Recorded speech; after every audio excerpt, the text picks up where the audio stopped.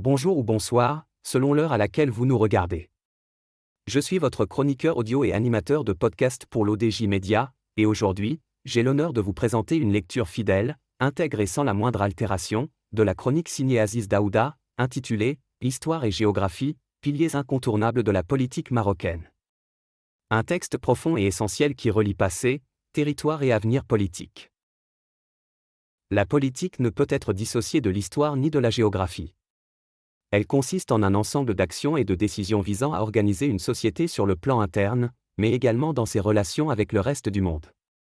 Elle s'inscrit toujours dans un contexte façonné par les deux dimensions fondamentales que sont l'histoire et la géographie, qui ne sont nullement de simples arrière-plans, mais offrent bien la trame sur laquelle s'articulent projets, conflits et évolutions politiques. Elle peut être influencée par une idéologie, née d'une philosophie, ou simplement forgée à partir d'un contexte donné, mais cela ne dure guère. L'auteur ajoute que l'histoire joue un rôle fondamental dans la compréhension des phénomènes politiques. L'histoire joue un rôle fondamental dans la compréhension des phénomènes politiques. Institutions, lois et valeurs d'un pays s'ancrent dans sa mémoire collective, héritage constitué d'événements majeurs, de ruptures ou de continuité avec le passé. Ainsi, les frontières, par exemple, sont fréquemment tracées à la suite de guerres ou de traités, résultant de conflits anciens ou récents. Elles restent les marques visibles de rivalités, de défaites, de victoires et de compromis du passé. Les relations, qu'elles soient de solidarité ou de rivalité entre nations, régions ou communautés, s'expliquent à la lumière d'histoires partagées ou divergentes. Le royaume du Maroc actuel ne saurait être compris sans référence à sa genèse millénaire, à l'empire chérifien pluriséculaire ni aux dynasties successives qui ont façonné son rapport aux religions, à l'allégeance ou à la centralisation du pouvoir, selon les époques. De la même façon, la géographie influence considérablement les choix et contraintes des politiques publiques. La répartition des ressources naturelles conditionne le développement économique, l'organisation territoriale et les rapports de force. Le relief, le climat ou l'accès aux voies maritimes déterminent les possibilités d'urbanisation, d'agriculture, de communication ou de défense. Les situations frontalières imposent des politiques diplomatiques et sécuritaires spécifiques, tandis que les espaces enclavés ou insulaires requièrent des stratégies adaptées. Certains auteurs n'hésitent pas à qualifier le Maroc de « pays insulaire » du fait de sa configuration géographique. L'auteur pense qu'il est donc inconcevable de penser une politique efficace sans tenir compte de l'histoire et de la géographie. Il est donc inconcevable de penser une politique efficace ou légitime sans tenir compte de l'histoire et de la géographie.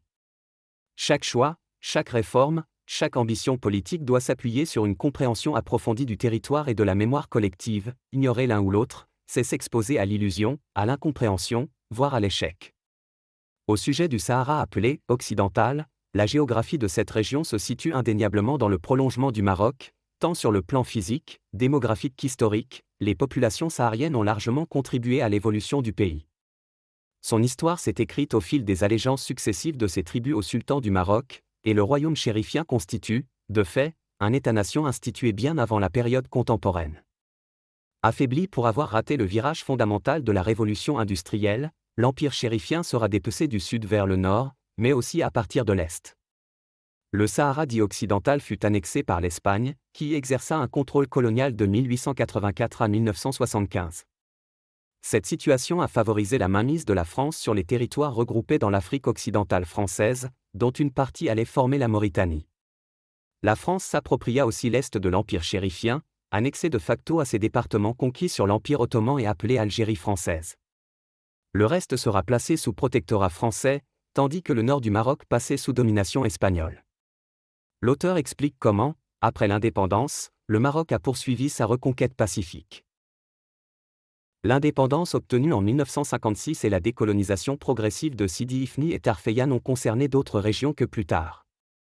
Le 28 novembre 1960, la France autorise la proclamation de l'indépendance de la Mauritanie, région revendiquée alors par le Maroc, tout comme les territoires sous contrôle espagnol, considérés comme siens.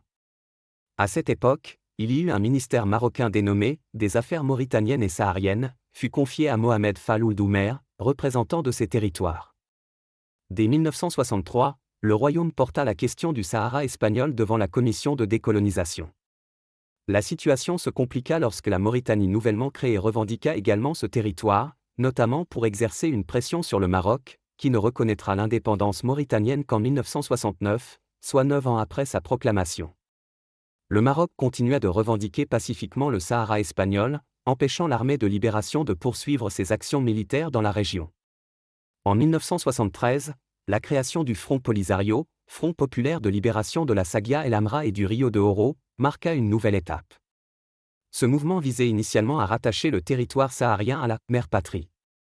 Mais dans un contexte de rivalité régionale et de tensions idéologiques, la question saharienne fut instrumentalisée par divers acteurs. La Libye de Mouammar Kadhafi joua notamment un rôle décisif dans la montée en puissance du Polisario indépendantiste, soutenant et armant le mouvement dans une logique révolutionnaire et panarabiste, tout en cherchant à déstabiliser la monarchie marocaine. Plus tard, Kadhafi admettra lui-même avoir commis une erreur stratégique en soutenant ce groupe, qui demeure aujourd'hui encore un facteur de déstabilisation dans la région.